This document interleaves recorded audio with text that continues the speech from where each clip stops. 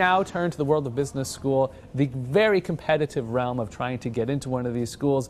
Of course, it's great when you have great grades, but maybe you need something a little extra, a little emotional intelligence.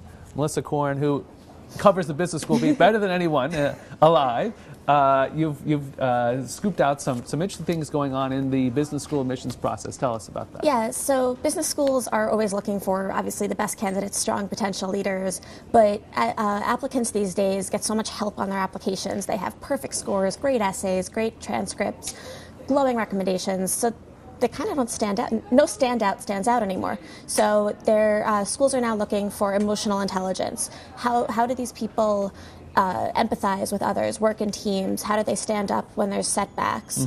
You know, can they handle the real world of being in business? So schools like University of Notre Dame's Mendoza Business School, even Yale School of Management in the coming weeks is going to test out an online assessment to see how their applicants stack up.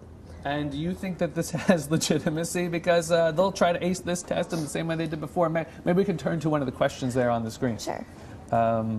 They will try to ace the test, but Yes. there are so many questions that it's really hard to. Right. You know, the Yale one has over 140 questions. The Notre Dame one has more than 200 questions. So you don't always know what the question's Okay, now asking. Melissa, tell us. They're going to want to know what is the right answer to this question. Is there a right answer? There is no right answer because they'll score them in the context of the other 140 or 200 questions. So your answer on this one, maybe if you... I'm going to go with A. That's how I perceive the right one. But maybe that means that you're actually really scatterbrained, and that's a bad thing. Oh. And what, oh, well, maybe they've deduced something about me. There's the genius. Maybe we can go to one more question here. Your source for new ideas. Again, an intriguing question. It is. There's no, again, right answer, and depending on how you answer all the other questions, then they'll get a good sense. Do you rely too much on outside sources? Are you too confident yourself? You think my own thoughts? Do you know, are you curious? Do you read a lot? So it really... I think the right answer probably is all of the above. Exactly. But maybe you can't do that. Probably not. There's one answer that you can give. Okay, so maybe this is a way for the business schools to feel better about themselves.